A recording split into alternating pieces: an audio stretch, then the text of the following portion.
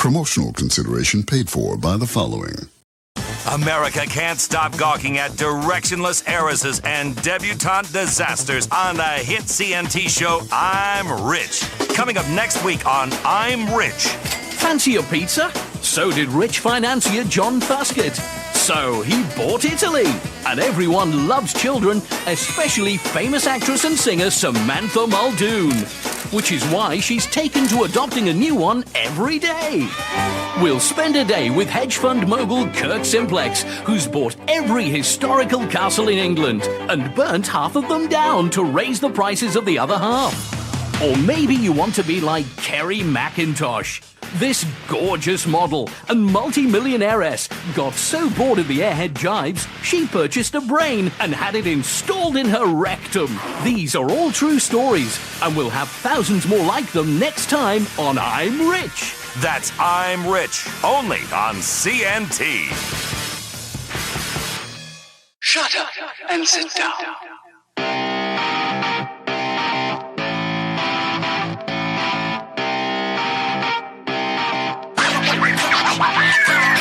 What's up, everybody? Welcome back to Third Shift. It's episode 434, and I, of course, am your host, your funky leader, the greatest man who's ever lived. It's me, it's Matt, and I am pumped for the show, because with me, as always, it's the Light Bear, the Light Bringer, the Light Bear, bringing the Beastmaster. Third Shift, it's Eric, and he's here to tell us how his week was. Hey, buddy, how was your week this week?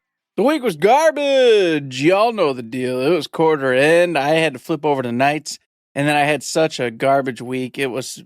In the words of Trump, it was very bad, very bad. A lot of bad people, a lot of bad things, whatever. I can't do his accent, but you know what I'm talking about. You get the gist of it.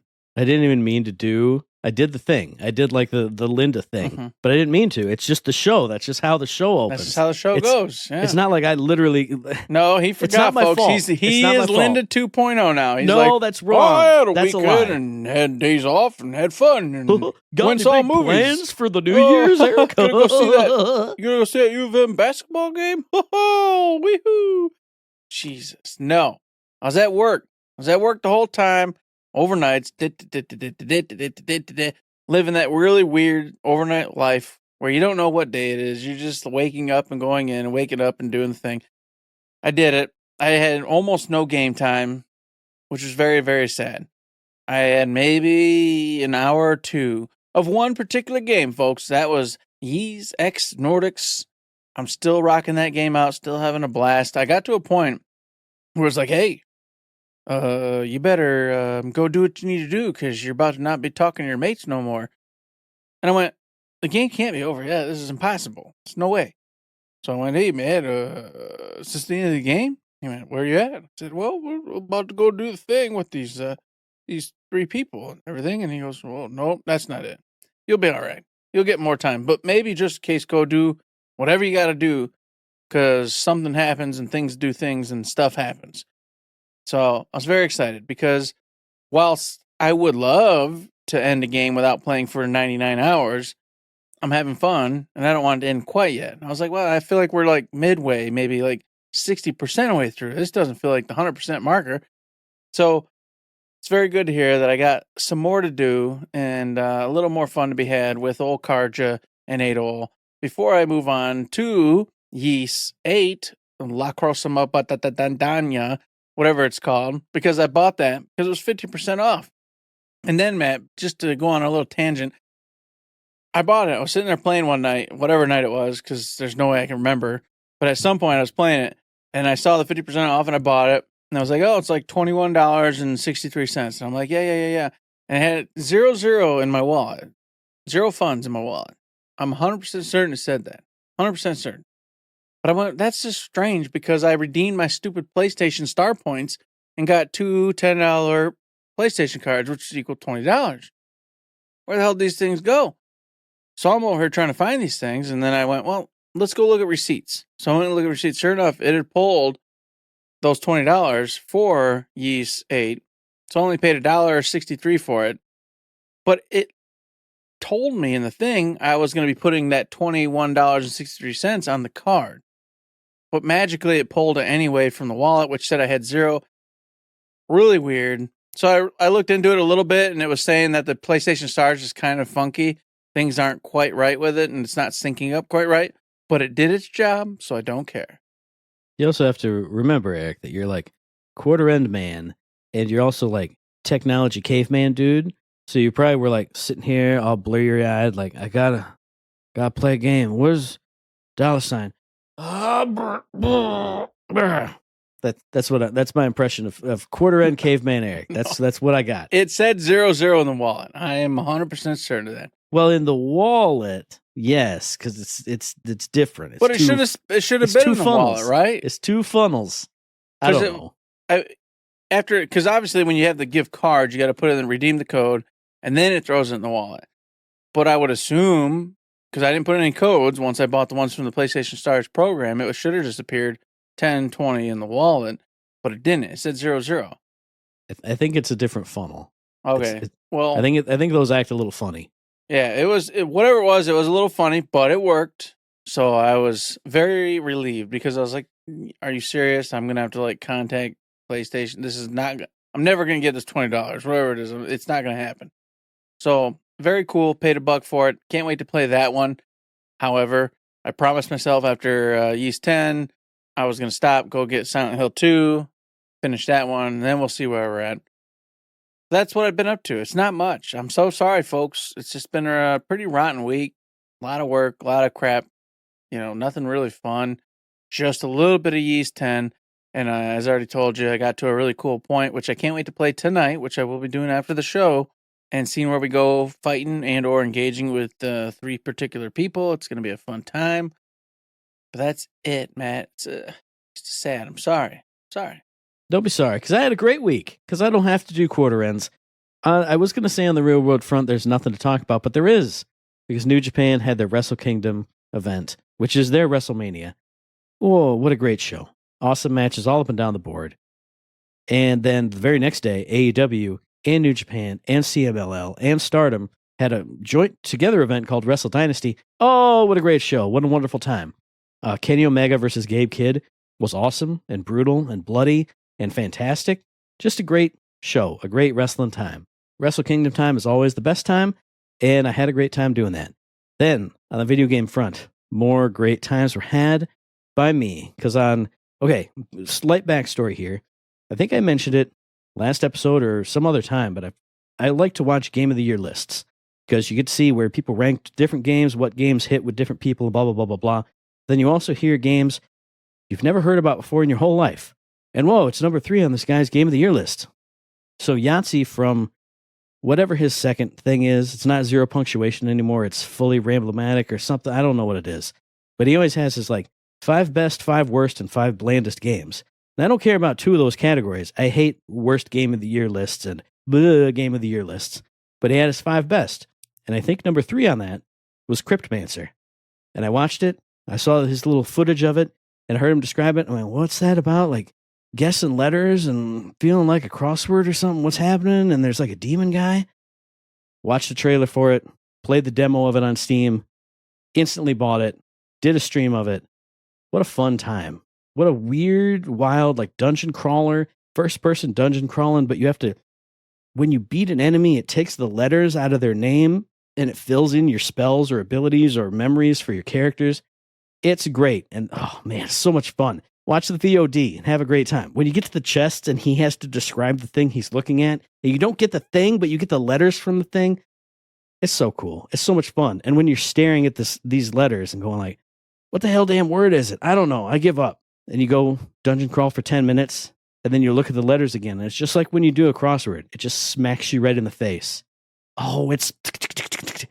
And then there's a funny little backstory to it. Great. That was a ton of fun. Loved it. Also beat Ys Memories of Celceta over this past week. That game's great too.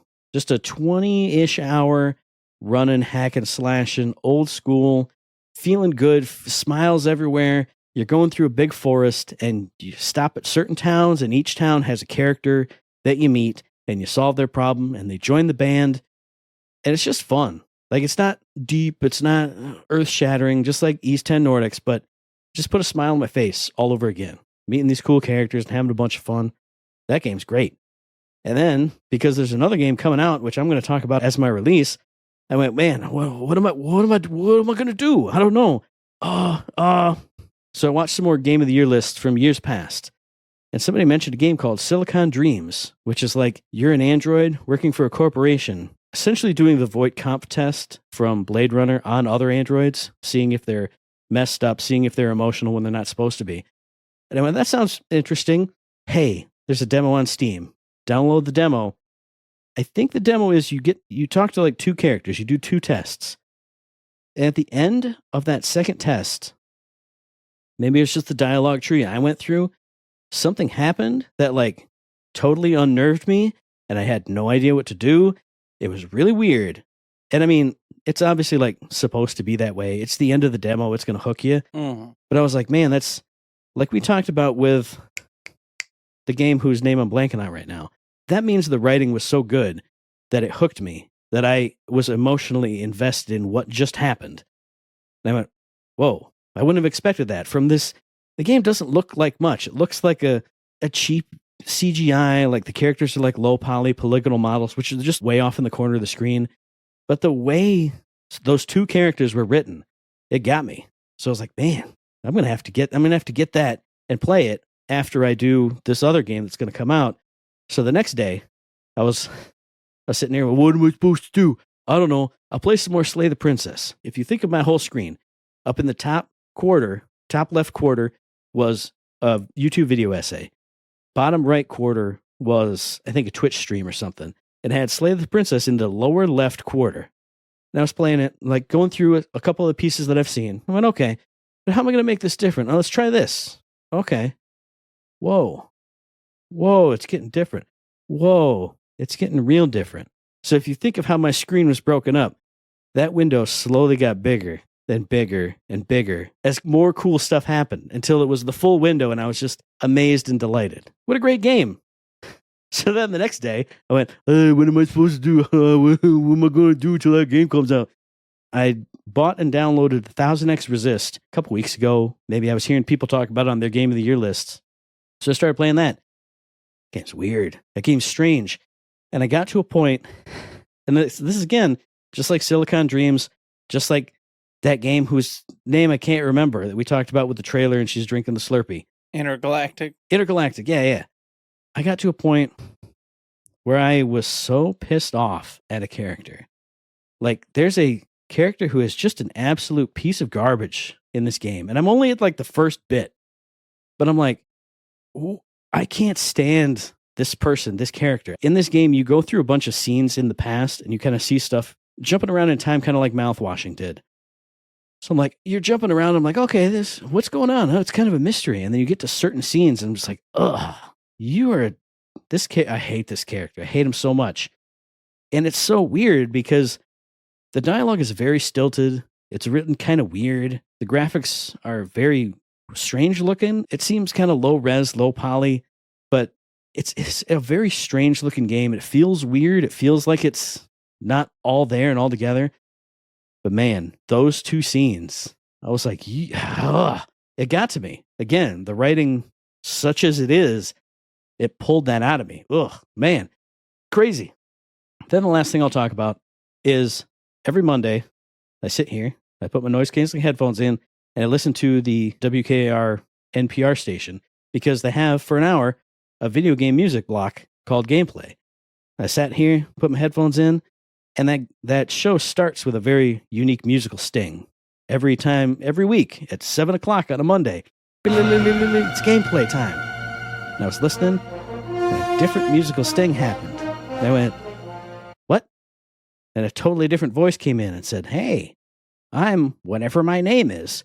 Welcome to the Source Coda, where we listen to video game music. And I went, this isn't right. This isn't my guy. Look it up. Gameplay ended production in 2024. What? Sad, crying tears. But they did swap in another video game music program for an hour on this station. So it was delightful. I couldn't believe it. I've been putting it on my calendar. Hey, Gameplay's on here. Don't forget. And every time I do that, I think, what if it goes away? What if they just change it? Well, it did. And they did, but they changed it to the same thing, just with a different thing. I was expecting it to just be like, oh, now it's news instead, or now it's, regular classical music. But they swapped it for exactly what I'm listening to it for. So I was delighted. and that leads into a news piece that I'll talk about later. But I don't know. It was a great week. I did a bunch of games, did a bunch of fun stuff. I have another game that I'm going to talk about that I'm going to be playing in this next coming week. It was a good time for me. Sad time for Eric, good time for Matt. It's even Stephen Jones over here on the podcast, you know? Definitely not even, Steven. It's a sad day. We gotta acknowledge that. A very sad day. If Eric doesn't have a good time, can't have a good time. That's just the way it goes.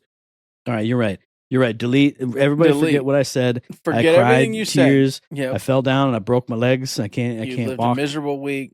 Yep. Yeah. Didn't have fun. You no time to do anything great. It was great. Correct. Greatly not fun. But soon, Matt, soon we can both have fun. Because a game I want to talk about is Freedom Wars Remastered, January 10th, 2025. It has hit. You can go play it on all the wonderful little systems, Switch, PS5, etc., etc. It was developed by Dimps Corporation and published, of course, by Bandai Namco Entertainment Incorporated. This game came out a long, long time ago on the PlayStation Vita, I believe it was. But unfortunately, the Vita, of course, was unsuccessful and it failed ultimately. And this game, whilst it garnered lots of attention, lots of love at the time, sank with the Vita and went away. And everybody was very sad. And this game is crazy. Okay, a lot of people, compare it to like Monster Hunter and whatnot. And I see some of that. I really do, because you're a sinner. Your life doesn't matter. You're in this wonderful world where you're born into slavery, basically. You have to serve out a 1,000,000-year sentence. And by doing that, to shorten said time, you can go fight on the battlefields and fight these monsters. Oh man, I forgot what they're called. They're kidnappers. They kidnap people and citizens, etc. There's a name for them, but they're these weird giant monsters of different looks, different types, and they come and they get the citizens and take them all away. Your job is to go to the surface of Earth, which has been ravaged by said baddies, and rescue the citizens, keep these things at bay, and perform other missions deemed worthy by your panopticon, which is like your city, your area that you live in, your society, whatever it is. And there's a whole bunch of different panopticons, but you are serving your particular one. So you will do all these different missions to serve said panopticon and then reduce your sentence, or by failing or doing other things that are not what the panopticon wants, extending your sentence. And it was really weird because from what I hear, like as you go, sometimes the longer the sentence, the cooler you are. So I'm not really sure how that works yet. I've never played this game, but by watching it, you're going to play with either other players, NPCs, etc., and you're going to go against these gigantic kidnapper type monsters, and you're going to try to take them down. This is where the Monster Hunter part comes in. So you're going to be able to hit parts. You're going to be able to just go after the core, or you can go after like the capsule, which will have like the citizens in it. It's up to you. And as you're doing so, you're going to get parts and pieces off said baddies, which will allow you to then go back to your panopticon and upgrade your gear and find different pieces that you need to get said pieces and keep moving up and up and up. And the world, so very Monster Hunter in that relation, but then there was like another mode where it looks like you're going off against other players. So you have that option, and then like just random missions that are not set, going up against said monsters. But Monster Hunter also has that where you're like just collecting items and doing stuff. This game does definitely have a relationship with the Monster Hunter world. So if you're familiar with that and that's something you're into, this might be up your alley. The graphics, while they've been improved and they kind of showcase the PlayStation 5, versus the Switch versus the old Freedom Wars graphics, they've definitely been improved, but it's not like a reimagining. It's not like a huge crazy upgrade. You are going to get graphics that are similar to what they were back in the day. So don't expect some kind of graphically, super enhanced, awesome game here. But they've localized the dubs or the subs, dubs, whatever you want. I get them confused. What are they? Subs or dubs? What's dub? I don't know. No, they localized the dubs, so you can go ahead and actually play with the English language going into your ear holes instead of having to read the subs and whatnot. And all that's apparently it's pretty good. So if that's up your alley, you can do that. You can also go with the original subs. And beyond that, the only things I've ever heard is like the menu systems are wild. In this, they've tended to them somewhat, but from what's been said, they're still pretty in depth and pretty complicated. So you have to like go in and if you need a certain particular pistol, you got to go look at that pistol, but it's not going to show you like the direct route to get to it. You got to remember the parts and pieces in said way to get to it yourself. So that part kind of turns me off because I'm like, man, that's going to. just a lot of work involved. And then you got to go try to find out what, kidnappers, whatever the monsters are called, have those parts, and then go back and do missions that have those. So it sounds cool to me because I like Monster Hunter, but it does sound kind of like an older model of the world, an older model. But I love the environment. I love how instead of, you're going up against literal monsters and beasts, no, this is an Earth in the future where you're enslaving other humans and calling them lesser than the citizens and basically forcing them to protect you while you hide underground to go above ground, fight these monsters and creatures to then bring you the supplies you need to stay alive. There's a story here. There's a whole campaign and a lot of twists and turns from what I've been told. And that sounds really cool. About 40 hours overall if you want to do the whole campaign. Beyond that, there's, the end game, getting gear and whatnot for yourself, doing the whole usual big dog builds and whatnot. I don't know. Looks pretty interesting. I wasn't originally going to grab this or anything, but with what I've saw, I really kind of want to check it out. I doubt I'll play with anybody, but it'd be fun to just go play with randos and just go through the campaign and have a good time. So I'm going to be watching this one. Comes out, like I said, probably as you're listening to this, January 10th. So I encourage you to go take a peek. So you've got a new release of an old game that's not really like the most re-upped and re-shined, and that's the exact thing that I'm talking about. Because I'm talking about Ys Memoire, The Oath and Felghana, which dropped on the 7th of January, developed by Nihon Falcom, published by Xseed Games for PS4 and PS5 and the Nintendo Switch. And this is a re-release / somewhat re-shine up of Ys, The Oath and Felghana, which was available on the PSP, which was available on the PC for a long, long time. So you can still get the original for probably on Steam on sale for super, super cheap. I did buy it when I bought all the Ys games, but I'm also buying this. And like I said, graphics are a little bit shined up, but you are not looking at HD textures, HD graphics. This is definitely looking like an old school Ys game where it's kind of isometric perspective, and Adol and the gang are, I wouldn't say chibi, but that almost PS1 style chibi, where I would say something like Star Ocean, the second story. They're not fully articulated out, but they're small characters, but they're not chibi. They're not bobbleheads, so I'm okay with it. And then in this game, you, Adol, are going with Dogi back to Dogi's hometown, and stuff is going to happen. I bet if you've played an Ys game before, there's going to be monsters, and there's going to be demons, and probably an ancient evil that you're going to have to fight, and an evil king, or a bad person. So, pretty simple hacking and slashing. But if you've played an Ys game before, that's just fun. You're hacking, you're slashing, you're using skills, you're uncovering treasures, you're hearing that Ys item jingle, da-na-na-na-na-na-na-na-na-na-na-na, and you're just having a good time. And the good thing about this one, like I said, it's been available before, but I think the previous versions, you could only listen to the dub. I believe this one has the Japanese audio now. I have played on my PC about 10 minutes of this before I realized that I was confused of the chronology, so I was supposed to play Memories of Celceta first before I played this. Not that it really matters, but I'm a stickler and I'm a weirdo. So I played some of it, and the previous anime art is kind of weird. It looks like something from the PSP era. It looks kind of dopey. So they've cleaned everybody up. Everybody looks a lot better. Like I said, if you put them in the Japanese, everybody sounds a lot better. And it runs better. I mean, it's on your PS5 or your PS4. It's on your Switch. I've heard no problems with frame rate, no actions, just quick slashing and bashing and doing all that other stuff.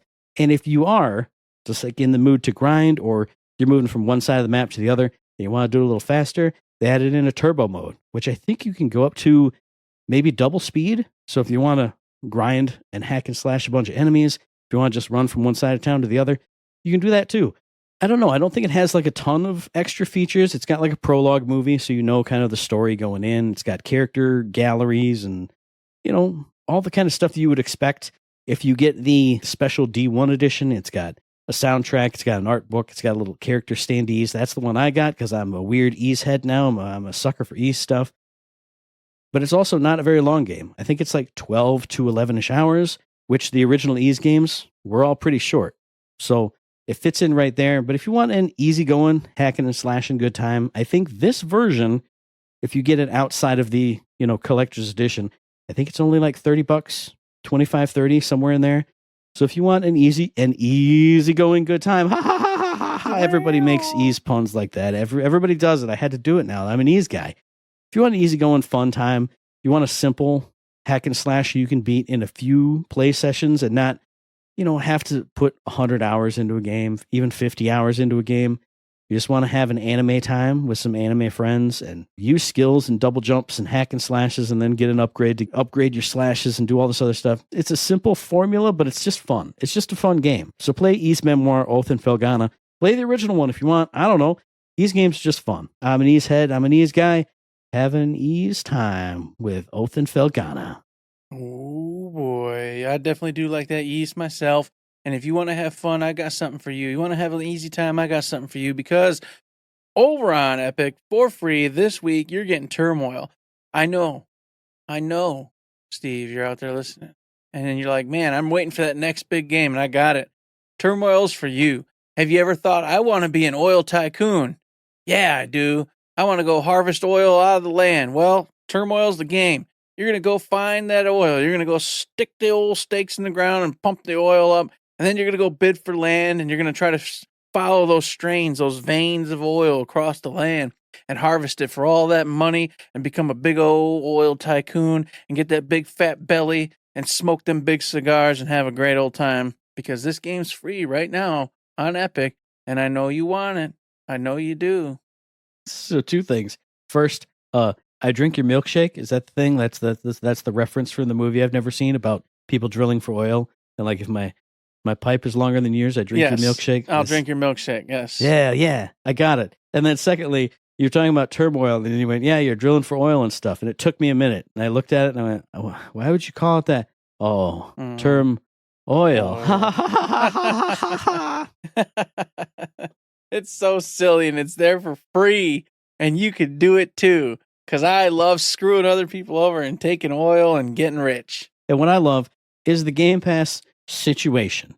I've talked about it before. I went on like, Google, tell me, what's new on Game Pass this week? And they went, oh, here's 18 games, but some of them are just going from one level of the service to the other and up and down, left and right. I don't know. I can't make heads or tails of that. So I went on my Xbox app here. As a Game Pass Ultimate subscriber, it said, what's new on Game Pass this week? Carrion. That game where you are a monster who's escaped from the facility and you're killing scientists, you're eating soldiers, you're having just a wild, bloody romp as this big shape-shifting creature thing. Oh, it's a wonderful time. And then also Road 96 is on there, which is that hitchhiking in like a fascist kind of a future. You're like rebel teens, or maybe you're not a rebel teen. Maybe you're working with the government. Who knows? But you play all different kinds of teenagers in kind of a, almost like a roguelike way. Like you start at this place with this amount of money and you got to get to the border over here and you have wacky adventures all the way through. I did one stream of this a long time ago, and that's a great game too. So 2 good games on Game Pass. I don't know if they're new for you, but they're new for me in my queue. So that's what I'm going to go with. I remember playing Kyrian. What a great game. A lot of fun. Definitely, if you haven't touched that one yet, pick it up for sure, because it's free. And speaking of free, we got more free games coming at you over on Amazon. Free games, or Prime, whatever you want to call it. It doesn't matter. You've got Eastern Exorcist and The Bridge. I don't know too much about The Bridge. I know it's some black and white game of some kind, but the Eastern Exorcist got my attention because it's a 2D side-scrolling adventure game, and it's gorgeous. It is absolutely stunning. It was developed by Wildfire Games. I don't really know who they are, but I'll tell you what. Apparently, this is one I completely missed because it got great ratings. Everybody was raving about it and loving it, having a good time with it. And now I want to as well, because I'm telling you right now, the artwork is absolutely gorgeous and the baddies look phenomenal. So this is a for sure, holy moly. I need to go grab this one up and at least play it for, an hour or two just to get in there and check out what I missed. And I know I've definitely heard of The Bridge. I opened up Amazon Games here and it didn't show me. I was going to pull up the little store page and see, because I know I've heard of it, and I know I've said to you, like probably on this podcast, so it's probably on Epic or something. Whoa, The Bridge, that looks freaking crazy. Unless I'm thinking of a totally different game, but I feel like I'm thinking of The Bridge, but I can't picture it right now, and I've talked too long, and I can't go on. It was some kind of black and white puzzle-looking game, man, and it's got an old man. He's like below a tree, and he's sleeping, and then there's like some cool bridge in the background, and it's all like artistic and artsy. And then when it shows the guy and he's walking across it, and it's got like, that artwork where like the stairs are going up and the stairs are going down, and from like MC Escher's type stuff. Yeah, when David Bowie, on the Labyrinth was like, "Whoa, freaky deaky, baby!" Whoa, it's got like a lot of that with like a chessboard. I don't know, man. It's all I got for you. Looks really cool. It's all black and white. and it looks pretty psychedelic. It's a puzzle game, and I know that, but that's all I know. Now, see, here's why I got beef. I finally got Epic Store to load. It took 10 hours to load. Yep, and then I typed in the bridge and I said hit yet, and it said yes, here we go. And then all it has on there is one picture of a guy sleeping under a tree. You can't click over to see other pictures. You can't see the trailer. You can't see nothing. So while you still have beef with Steam, I still got beef with Epic. But what I don't have beef with is PlayStation, because the PlayStation monthly games are out. They've been announced. They might actually be out right by now at this point. Yeah, they should be out now. Yeah, they've got one game from my Game of the Year list from last year, Suicide Squad Kill the Justice League. Everybody jump in for the last drop of content for this game. The game's great. I'll say it till the day I die. That game was a lot of fun and awesome. But if you feel the need for Speed Hot Pursuit Remastered, hey, check it out. That's there too. And then another game that is close to my heart. I've never played this version of it because I've never found time for it. But the Stanley Parable Ultra Deluxe is also free. I played the crap out of the original Stanley Parable. The game is a ton of fun. That's that game where, oh, you're Stanley, and you exit your office and all your coworkers are gone. And the narrator says, oh, and Stanley went to the left when you're presented with two doors. And you can either go to the left and he'll go, oh, Stanley went through the left door and blah, blah, blah, blah, and continue on. Or you go through the right door and it goes, wait, nope, that's not right. Stanley didn't go to the right. He went to the next corridor and he knew he was supposed to go to the left. It's that kind of a game. It's awesome. It's a ton of fun. And this one has all kinds of new content. It's basically got a whole sequel to the original inside this game. So you get 2 games for 1 money. 2 games for 1 money, chat. Come on now. 2 games for 1 money, baby. Let's go. While you got that money in your pocket, I got a couple quick hits for you. Monster Hunter Wilds is getting a brand new set of betas coming February 6th through the 9th and the 13th through the 16th. So they want to get you hooked. They want to get you on board. They want you spending the money on them to buy a wonderful video game, which I'll be on board from day one for sure. And they're doing the smart thing. They're doing the smart thing, Eric. Because the one time I saw that first trailer of Monster Hunter, I saw that pretty blonde lady, and I saw like the other girl with glasses. Yep, you did. Oh, yeah. And I went, whoa, what's this game about? So every single tweet, every single blue sky, every single announcement I've seen, hey, new open beta dates. They show the picture of those 2 characters. Yep. Nothing else, not a monster, not a guy with a sword. Those 2 close up in a cutscene. And I go, oh, yeah, hey, God damn it, they're fooling me. They're tricking me, and I'm not going to be tricked. They're not, though, because one's your straight-up companion, the girl in glasses. So you're going to be with her the whole time. And the blonde-haired, she's your blacksmith. So you're going to see her quite a bit while you're upgrading all your weapons and armor, etc. So these 2 women are going to be a part of your life. You said there's no smooching, there's no so I'm not interested. There's no smooches, no smooches. Just a little flirtation here and there when they have their comments back and forth, but nothing serious. I'm sorry. It isn't Persona. You're not going to get that, but you will get those betas. You will get to have lots of fun, but on the downside, Capcom's not letting you carry all your progress over this time around. You will carry your character over and all your everything like that, so you won't have to redo your character. You won't have to redo your little cat, but you will have to start from scratch. They're not going to let you carry over any gear that you may have gotten, anything like that. So, that part's kind of a bummer, but in this beta, you will get to fight another new monster that you didn't get to fight in the previous beta. So there's definitely a plus side, which means I'll probably get on and do said thing. That's one thing. The second quick hit is Tencent has gone onto the DOD's blacklist, Matt. Tencent says it's a misunderstanding. There's a whole article up on all sorts of places. You can go check it out for yourself. But in a nutshell, it doesn't mean they can't, buy, sell, do all the things in America. It just means that if other big businesses want to do business with them, it's a big kind of a no-no, and they're going to get all sorts of sanctions and problems and have issues. But Tencent says, hey, we are not involved with the Chinese military in any way, shape, or form. We're going to go ahead and prove that to the DOD and get off this list. Don't you worry.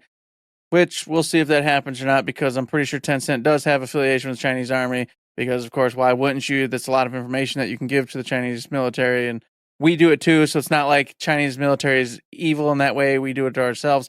It's a whole thing. I'm not getting into that. I'm just letting you know the facts. Tencent's doing a thing. America's doing a thing. We'll see how it goes. Tencent's a big deal, though, and that's the only reason I mention this, because they back our boys, Remedy. If it wasn't for them, Remedy wouldn't be getting the money they need to be making Alan Wake and Control. So, I don't want them to fail. Even if they are going ahead and giving information, I don't care. Give the Chinese military my info. I don't care. Regardless of if we do it too or this or that, it is it's a weird regime. Like the government has their fingers in everything. So of course they're going to touch this, but they're also going to touch that over there. So you can't say they're like specifically isolated silos, because in China, like you can't be just a corporation that we're not going to give you any info. Well, then you're going to have a really then bad we're going to time. kill your heads and we're going to dismantle your corporation. That's the way it is over there. Unfortunately, it's just the way it is. So it's kind of a little mess. We'll see how it all turns out. Obviously, day to day probably doesn't affect us that much, but I wanted to mention it because it was fun. And I know speaking Matt. of fun, Man, I wanted to get in and hit Matt up. He put one in here, and I got to set the record straight. I'll get him straight then when he mentions it, though. Go ahead. I put 2 in there, and 1, it's a Matt thing. I teased it way earlier when I was talking about my week, because on Blue Sky, I was chilling around because I have a little video game news feed, and it went, hey, Dan TDM has a new show out. And I went, what? Who? What? Why am I getting recommended this? And I clicked on it. So apparently Dan TDM is some kind of YouTube guy. I don't know what he does. Does he do Minecraft? I have no idea. But they went, hey, he's got a new video game music show called Next Level that's going to be on Classic FM/Global Player from sometime to sometime on Sundays. And I went, what's Classic FM? What's Global Player? And I looked into it, and I think this is a British broadcasting service. Like Classic FM is one of their channels. And so he's going to have a video game music show for an hour. Global Player is the app you can download on your phone to listen to stuff on Classic FM, all these streams, and then you can listen to stuff for 30 days after it's been broadcast. So if you want to, hey, if you're listening to the source coda or you were listening to gameplay and your thing dropped it, you can listen to this now. I think it's debuting on the 11th. So it might be British time. I don't know how the time zones work. But while I was looking at that and going, what's this? Also on Classic FM, there's a lady who has a video game music show like the day before or the day after him. So 2 new 1-hour video game music shows to listen to. I don't only listen to video game music, but it's really nice to just, I'm watching a stream or I'm grinding an East or I'm doing whatever. Boop. Now I have the world's best music because video game music is amazing. So go check that out if you're interested. I don't know who Dan TDM is. I don't know if he's a person you want to support or not, but video game music, 2 more shows for me to listen to. And I'm sure there's countless others out there. Like I'm sure there's people doing, what was it, like the Winamp streams, those video game music channels. I'm sure those are still going. I don't know. But there's that. And then every other piece of my Blue Sky video game news is, hey guys, look, Switch 2 leaks. Check it out. There's a new Switch 2 document leak. Check this out. Superb leak. Look. There's a company that's a Switch 2 accessory maker, and they guarantee it's definitely going to come out in April. Maybe. I don't know. Maybe check it out. Could be real. Could not be. I don't know. Interesting if true. Maybe. If you want to immerse yourself in leaks, if you want to be like a plumber with leaks dripping all over your head, now is the time for Switch 2 leaks. And this is where I was going to debunk you a little bit, Matt, because the leaks are not actually just leaks and who whispers and waspers anymore. Because if you didn't know, CES 2025 just happened. Now, if you paid attention, because I know you're a big tech head, so you definitely watched it, right, man? You're all up in the nose on what happened here, right? I saw it was live on Twitch, and I went, I got to do the show, though. Eric said he was ready in 4 minutes. I couldn't possibly he look. totally missed it. All right. Well, you know what? You missed the 7th was actually the big dog day. It goes to the 10th, so I'm sure, yes, you're accurate. There was probably some more showings. But the big one was the 7th. And guess what? NVIDIA came out, Matt, and said, oh, look, it's the 5000 series. Surprise, surprise, everybody. LG came out and said, guess what? We've got 90-inch plus OLEDs now, and they're $15,000. A lot of other companies came out with these giant biometric stuff, this and that. All sorts of crazy tech stuff, man. All sorts of wild stuff. Stuff I don't really care about, stuff you probably don't really care about that much either. But there's going to be a new DLSS. That's pretty cool. And we don't know if it's going to be backwards compatible yet. That's kind of the only thing I'm actually halfway interested in because I'm not buying the 5000 series. In fact, I don't even have the 4000 series yet. I'm still on the 3060. But it would be cool to get the new upgraded DLSS that's coming with the 5000 series. That's neither here nor there. The reason why I bring all this up is because there's a bunch of third parties on that day that also came out and went, here's all of our Switch 2 products. And they just revealed everything for Switch 2. Everything. So it's already been revealed. It's already real because the third parties at this event, CES, were like, hey, here's what we're selling for Switch 2. And look at the controller mods. Look at what were the sleeves we have for the Switch 2, etc. Blah, blah, blah, blah, blah, blah, blah. So the third parties have already literally revealed all the spec sizes of basically everything because of their products they're going to be selling when the Switch 2 hits, which of course then got everybody in a complete frenzy because they're like, dude, it's already been revealed. It's Nintendo, where you at? So everybody was expecting something today, since it all got bamboozled the other day, but it didn't happen. So it's imminent. We'll see it.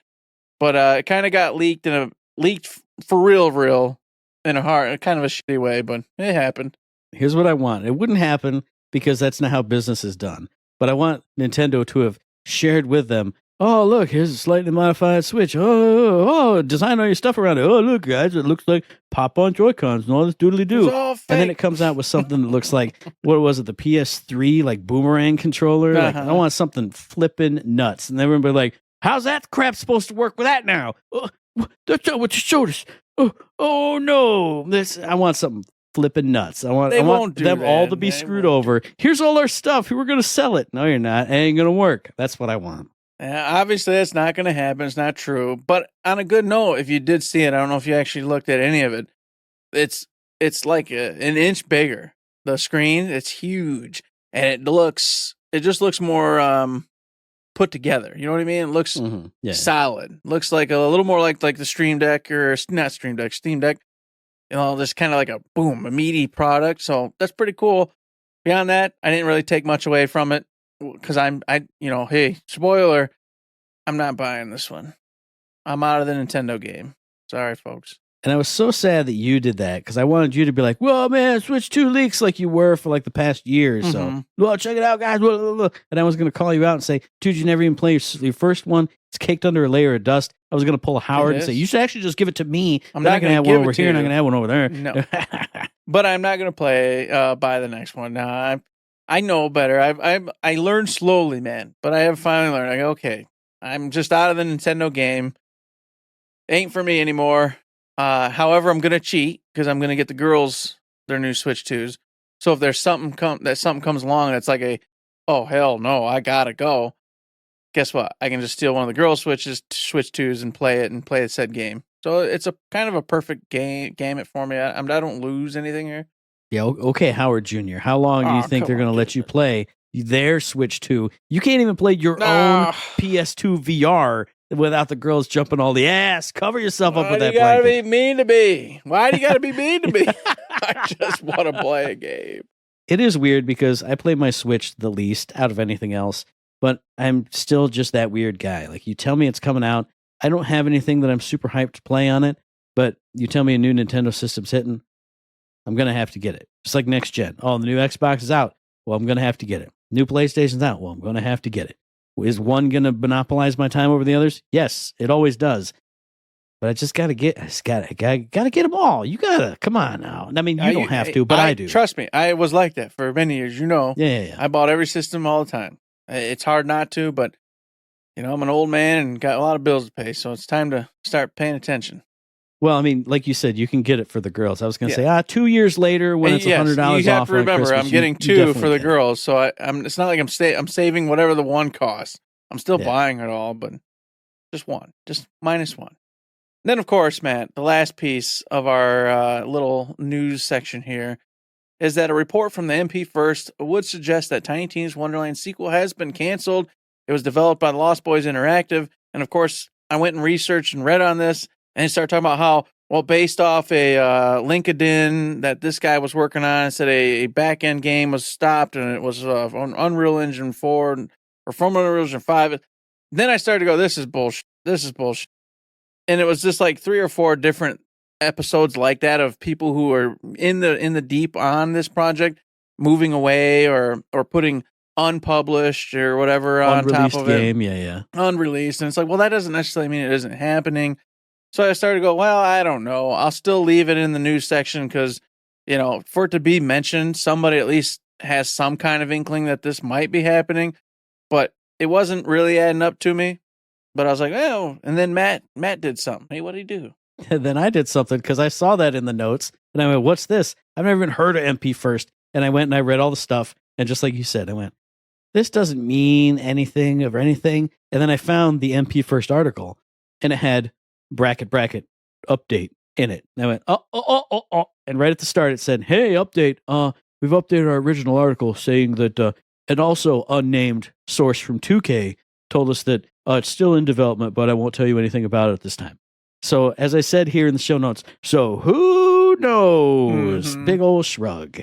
And just because 2K said that, that does not mean it still is.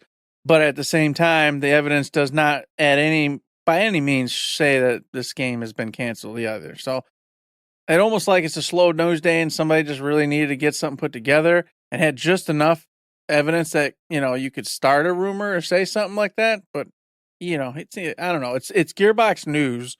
So I thought I'd bring it up. All right. And I'm not dogging on you, but and also who's MP first, but they did get play on every other news platform, like it's on IGN and around, and they name no sources. They don't say anything. Even their retraction quote fingers, which isn't really a retraction, also doesn't name somebody who also doesn't have any proof.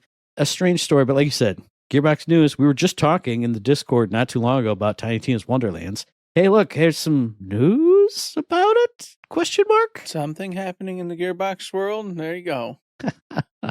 And then I think we got enough time for it. We got a bing bong. Hey, it's a bing bong. Let me blow the dust off this one. We've been sitting on this one for a little while because it's been specialty episodes, McGee. We have a mailbag question from a buddy Nomable. He asks, what is your favorite experience you've had in a game?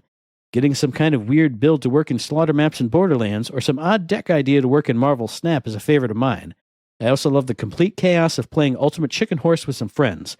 I also love a good chain reaction or a funny physics interaction. Give me a favorite experience from a game, Mr. Eric.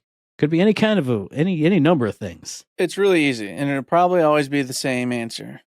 It's World of Warcraft. All right? Let me just throw it out to you here. All right, early days. Getting into Karazhan with my guild that I helped run. I was a co-guild leader. Going to Karazhan, getting up against Malakazar. And then, of course, before even Malakazar, who's the last boss, well, the last regular boss, because there's Nightbane, which we did later.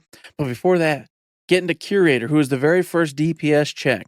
And I'm over here, I'm on the MSU campus walking around, and I'm researching every way you can beat this dude. And I have to take into account, mind you, because our guild at the time was very special. You went and 2-tanked Karazhan.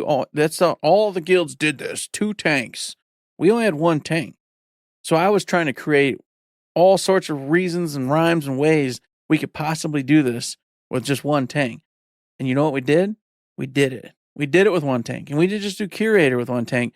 We did the entire damn raid with 1 tank. And that was the first big raid that we did, together as a guild in World of Warcraft. And it felt so damn good, man. Hanging out with your bros, hanging out with everybody else. Just when you got through it and then all the hard times of failing and having to sit there and just, hey, you screwed up here and you need to fix yourself and move over here and do this and do this. And everyone's, bitching and whining and doing what they're supposed to do, not doing what they're supposed to do. That whole familial, just feeling of these brothers and sisters coming together and all trying to accomplish a goal. But as you do, bicker and whine and cry and have your griefs and problems and just struggling through it. That just fantastic, man. Okay, and it doesn't stop there because then later on, we get to freaking Serpent Shrine Caverns and going up against Lady Vosh, just beating our heads against that stupid witch, having such a problem with it, but finally beating it, and everybody's palms sweating, just freaking the hell out after we do it. What a celebration. It goes on and on. I mean, basically every raid I ever did in World of Warcraft, up until I finally quit and ended, there was nothing better. I've never played a game that had more just tense moments, more communication, more just interaction with other people, real emotions, real feelings, especially since, like I told you, we've been together at this point, throughout all these years. What a feeling. I just don't think it'll ever be topped. And I always tell you on the show, eventually I intend to retire and quit video games again and just go back to World of Warcraft or whatever the equivalent of said World of Warcraft is. And you know why? That's because I never have gotten that feeling from World of Warcraft ever in my life since then. And I want it again, but I just know with kids, wife, etc., it's just not possible right now. So that's a big one for me. Now, I got a lot of classic ones. I know I've talked about a couple different ones, so I'll breeze over them real quick. And if you haven't heard it, hit me up and I'll explain it more. Charades in the original Gears of War. I know I've told that story a ton. Another great memory, I don't know how much I've talked about it, was there was one night when I was in my League of Legends phase, kind of just like you with World of Warcraft. I had my crew. We ran together. Me and my buddy, we were always duo in the bot. We would usually have our rotation of characters we play. Sometimes we'd just go completely outside of the meta and just do wild stuff. But there was one night, there's 4 of us, and you need 5 to play League of Legends. But there were 4 of us. We're all in curse voice, that voice chat thing. We're all drinking. We're all having a ton of fun. One guy's from Trinidad, so his voice is just hilarious the whole time. I've talked about when he picked Skarner, and that blew us all up that one night. But there was one magical night, and I'm trying to make this a short story, but I have to preface all the backstories. There's 4 of us in this voice chat, drunken, having a great time. So our 5th player was always a rando. And before that person would ever lock in with their champ, we would jump in and be like, dude, it's knock-up champs. Pick a knock-up champ. We're all playing knock-up champs. And this rando who we never played with, bing, instantly locked in a knock-up champ. Wow, cool, awesome. The next game, totally different rando. Dude, we're doing stun champs. Pick a stun champ. Pick it right now. Boop, instantly locked in a stun champ. Never jumped in the voice. We went through like 5 games like that. All totally different randos. They all just played along. Perfect. Like they filled everywhere. You always hear about League of Legends. When you call bot, they throw the game because they wanted to be in bot. Never happened. They jumped in with all our stupid, completely ridiculous, awful team comps. Everybody was game. And it was a blast. We won like every game that night anyway. It was insane. So that's another short story. And this isn't a big story, but I was reading through Noble's question when I typed it here in the show notes. And he said at the end, I love a funny physics interaction. And that, it took me back 23 years ago now. Because I read those words, and I thought the word in my head, Poras Turvat. This is a game, Porrasturvat, also called Stair Dismount, apparently released in August 2002. I'm looking at the history page right now. This is a game where there's a flight of stairs and a man at the top. And you have this little arrow, and you can point the arrow at any different part of this guy's body, and you can exert a force on that body part in any direction you want. Like you can swivel it all around. And the goal of this game is to hurt this man so bad as he falls down these stairs. You can like point the arrow like at his foot and like send him spinning cartwheel ass over tea kettle. I don't know why, because explaining it right now, it doesn't sound like that hilarious. But I found this game. Some online friend of mine was like, hey, you heard of Poras Turvat? I went, what the hell is that? Check out this link. For the next 4 hours, I was laughing. Tears were running down my face. Maybe not 4 hours, maybe like 2 hours. He sent that to me late at night. I was cracking up. I was dying laughing for the longest time. 23 years ago, this Flash game or whatever it was built in, and it still sticks in my head. When you say physics, Poras Turvat is what I think of. And then randomly, I didn't think about it for like 5 more years. And then I saw something about physics objects. And I went, Poras Turvat, Ask Jeeves days, maybe not even Google days. Poras Turvat, where you at? And I went, hey, what about Rekka Turvat? I went, what the hell is that? Rekkaturvat. Truck dismount. This is a game where there's a little dude inside of a big-ass semi-truck, and I think there's a ramp there's a wall, and you can adjust the speed, the action, you can take the windshield out of it. I think there is a ramp and then a wall.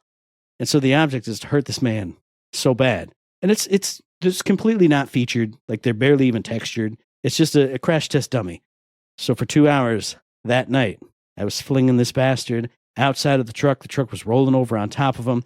And it has like cheesy sound effects that go with it all over again. If you never played those 2 games, maybe you just had to be in the right frame of mind. Like I wasn't a drinking guy or a drugs guy back then, but I was just an innocent, fun kind of a guy. When you say physics interaction, I think of those games, and I think of nights in a row for hours, crying, laughing, watching this ragdoll man spin and fly and crunch and amazing. From 23 years ago, you took me right back, Noble. That's one of those moments you can only have with gaming. And nobody has ever even heard of these games. I guarantee you've never heard of them. No. Nobody else I know has ever heard of those 2. Just me and my one online buddy and whoever else knows about it. Maybe Noble knows about it. I don't know. That was a favorite experience. ruining that poor dummy's life over and over and over and over and over again. Wonderful, wonderful times. Well, you want to talk about a sensation or a typical or weird way to play. I've already brought it up at some point in the past, so I'll be brief with my next three, which are my last three. That's Shadowgate, man. Shadowgate and Uninvited. I've already told the story before, but I'll be real quick with it. I spent 2 weeks in the summertime with a buddy of mine, locked in his room, interacting with these Nintendo games, which I'd never heard of before this, and going from screen to screen, interacting with the stage, the environment it showed you, and going, oh, it's a broom. Take broom. Okay, took broom. And then go to another room and say, oh, we locked the door. Well, we can't lock the door. Then try to use broom on door. This is the way you played Uninvited and Shadowgate. And it was something I'd never done before, but fell deeply in love with and had such a good time for these 2 weeks of just me and my buddy just going back and forth. What if we tried this? What if we dropped the teardrop in the well? What would happen? And going on and on and on and trying thing over thing over thing after thing after thing in all these different rooms until we finally beat the game, beat Uninvited as well. And to this day, some of the best memories ever. And then I found out there's actually, by the guy who made Shadowgate 2, which I told you guys I'm going to get. I haven't forgot. I'm still going to get that damn game, and I'm going to play it. So that's like a textile kind of memory that I have with the game. And a recent one, which was very brief and it was very sad for me, was me and Matt and Shay playing Ghost of Tsushima Legends and the whole flute. You know, what a time. It was so much fun until freaking one guy in the team, his name was Matt, he got so serious and he didn't want to play with us anymore because he was about beating the game, or I don't know what he was trying to do, get high score or whatever it was. And me and Shay weren't keeping up with what he wanted, and it fell apart. But for about a month, maybe 2 months, it was perfect. We were just drinking beers and having just a blast with it. But I think it was around the time you stopped drinking beers. And then you were like, okay, this is getting stupid. Y'all ain't listening and doing whatever I want you to do. I'm sober and just want to win. And you guys are just drinking beers and going off and doing whatever you want. And so it fell apart. And I was real sad about that because I really wanted to keep going with it. I ended up doing it with my brother Jared for another few weeks after that. And then it disappeared forever. But it was a moment in time. And I thought for sure this was the next big thing we were going to do. And I had such a good damn time with it. I think the only problem with it is that I was on my own. I was also playing a lot, and I would get on really good teams. And so that was what was stuck in my head. It wasn't like I stopped drinking beers, but I was like, when I do this, I focus, even though we are drinking some beers, and the focus burned away the good stuff. So I think that was part of it. But you are 100% right when you said the flutes, because that is the exact same thing as that League of Legends night. Because every time we do the flutes, we play the flutes and we spin like idiots. And it wasn't all the time, but about 75% of the time, that fourth person, he'd usually be like at some other checkpoint, and he'd come running in, and he'd see us with our flutes out spinning like morons, and you'd see like the stop and like the little shimmy step, and then whoop, and he'd start playing. We'd be like, "Come on, dude, come on, spin!" It was the greatest. It was such a good moment, such a good time. Really loved it. Really missed it. I really hope that Ghost of Yotai, whatever it's called, does the same thing or something similar, and we can maybe get back into it and try it all over again.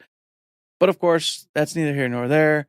My very last one is one I've probably said before too, but it was right before I went to the Marine Corps playing Silent Hill 2. And the reason this is in my mind is because I'm about to be going back through Silent Hill 2. And towards the end, you go to this psych ward, and it is absolutely insane and terrifying. And I got to this point as evening fell. It was dark up in my hot basement. Not basement, my hot attic, because I lived in the attic of my house at the time. It's the upstairs basement. Yes, the upstairs basement. And it was just me and this 43-inch giant wooden TV with my PlayStation 2, and we're just going to town with this game. And we're in this environment. It's just all this weird, crazy shit happening, and absolutely blew my mind. You know, I've played, horror games up to this point, but this one took it to the next level and had me like, I don't want to play this. I want to turn this off. I don't want to do this anymore. I ended up doing it, but that's like one of the only few times I've ever played a horror game where I'm like, I don't want to play anymore. This is crazy. This is crazy. It doesn't usually happen to me. I'm pretty, stiff with that kind of thing. But that one got me. So it always stands out, and it's always been one of my favorites, and probably will always remain one of my favorites. Can't wait to do it again and see if it gets me while I'm down in this dark basement with the ghost and everything else happening. If it can recreate that feeling on this beautiful OLED screen, you know what I mean? Woo, woo, woo. Let me give you some more quick hits that we've talked about, so we won't go into it. Death Trap in the Bunker in Borderlands 2. Greatest moment of my whole life. Yep. Second greatest moment, well, I'm not ranking it, but second greatest Borderlands 2 moment was the loot bot inside the chest that we opened that clipped up through the roof and just flew upward, constantly flying upward. The scramble, the desperation of loot bot, where you going? Get outside! Get outside! Shut up! Amazing, awesome. And then one that I was just thinking about driving back from work yesterday, because I think somebody on a podcast was talking about, what game would you play over again if you could erase all your memories from it and play it fresh? And, I've talked about 13 Sentinels Aegis Rim, talked about Nier Automata, the Zero Escape game, Virtue's Last Reward, the one that was on the 3DS, and I think it was on the Vita too, because that was a game I would sit every night and just play it. Like from the time I got home, I would hunch over my 3DS and I would play it and I would play it and I would look up and it'd be 4:00 in the morning. And there are so many different false endings and weird things you would find out. This whole big tree of events you can go down. At the ends of some of them, there was something so mind-blowing. Like you would find out, in theory, I don't even remember what the actual story of it is, so this isn't really a spoiler. Like you'd find out you were secretly on the moon, or you'd have white blood, all this other stuff. And as you just spent all night to find this thing, and you're staring at it bleary-eyed, like, I know I got to work in the morning, but what the does this mean now? What the hell is going on in this goddamn game? And you go down the totally other tree and find out it was like nothing else. It was mind-bending. It was wild. It was late nights, sweating, squinting over this tiny screen to reveal this amazing new thing that happened. Like I said, I don't even remember what actually happened. I remember pieces and bits and parts that are definitely real, but were they real? And that game was awesome. That's another fantastic experience in the game, just experiencing that game. And I could go on forever, Matt, but unfortunately, playing Catherine together, Catherine together. Come on. I mean, all sorts of stuff, man. It's just, it never ends. Division, the greatest moment of all time. Oh my God, it's still up there. It's still on my wallpaper. It should always be there. There's so many moments. Gaming has always had moments. It'll always have moments. So me in a long, what do they call a long? Not a long john. What's the pee and poop in it and it stinks. Like an outhouse? What are you talking about? Like an outhouse, but they're not called outhouses. You know what I'm talking about? The ones that you get like Uncle John's. What are they called? What's the name of those things? I don't know what you're talking about. I don't know. The portable outhouses. Y'all know what I'm talking about. Porta potty? What are you talking about? Porta potties. There you go. Okay. That's a better name for them. There's another one for them, but porta potties. Me being in Haiti with my Game Boy SP in hand in a porta potty, supposed to be patrolling, okay? Playing Final Fantasy Tactics 2, all right? Having a blast. Mind you, on one such night while patrolling, I left said porta potty and started walking, and that's when I got shot at. Had to jump down and low crawl with my SP while I'm shoving it back in my fucking pocket. Low crawl to a little hill so I don't get my brains blown out. And then I'm trying to call in support. Whole thing, man. What I do for video games, anything. Don't even worry about it. Oh, so what about you out there in podcast listener land? What are some of your favorite experiences you've had in a game? I know one person whose favorite experience was playing Metal Gear Solid 3 with me. Write that in. Drop that in as a comment. And also answer this week's trivia question. You remember last week, which civilization can use war elephants in Age of Empires 2? That is the Persians. Now, this week's question. Released in 2004, which video game was a prequel to the 2000 film Pitch Black and featured Vin Diesel reprising his film role of Riddick? Now, there's the full title here. I will give you partial points. That's what it is. I don't know the rest of it. I was going to say there's also a subtitle, but I will give you a half point for that. All right, you got halfway point. there. Woo! Is the full title. But if you remember the answer to that question, if you want to get a full point or a half point or a third point, I don't know, or other favorite video game memories, Switch leaks that you've got, video game music that you like to listen to, send any kind of thing like that, mailbag questions, comments, concerns. If you just want to say hi, email, thirdshiftme@gmail.com, on the Twitter machine at ThirdShiftMe. You find us on Facebook on Third Shift. Head to the Patreon, the Discord, hit up a stream, hit up my house, knock on the door. I won't let you in, but you can tell me an answer. Indeed, you can do all those things, or you can head over to Patreon, throw in a tip, $5, $1, $100, any bucks. Help keep the lights on, keep us rocking and a rolling. But you know what? You say, I don't got the money. Well, I understand that. You can do all the things Matt just told you to do, or you can go get mailbag questions for us like Noble just did, and we had a lot of fun with. All those things help us, help you, and help us, help you, and you help us, and all those wonderful things, okay? And last but not least, go over there and give some 5-star ratings on the Apple Podcast app. There you go. That's where you need to go. iTunes is not real. It's not real anymore. It's Apple Podcasts. That's where you got to go to give us a 5-star rating. Or Spotify. Spotify also has a rating system, so you can go rate us over there if you'd like to. And of course, you can also just listen to the very next episode, which will be dropping on around the 16th of January on, I'm going to say iTunes because it's ingrained in my blood, and then I'm going to say Stitcher and go, oh, not Stitcher. I'll pop in on Spotify and on YouTube. And as I always say, hey, if you like what we're doing, like to help us out, please give us a like, rating, review, comment, a subscription, any kind of good thing on any of those good services, because it does help us out. We really do appreciate it. We do indeed appreciate it. You know what? Those 5 stars, they would help us out a whole bunch and get us up in the rankings. You know why we need to be up there? Is because it's real dry in Michigan, and I got dry lips, and they're getting cracked and bleeding, and I can't afford Carmex. So, you know, maybe help us out so I can get Carmex and help my lips. All right? Think about it. And I still use iTunes to rip my CDs to put them on my iPhone, so it still exists on my computer. And until next time, until whenever time, there's nothing else to say but...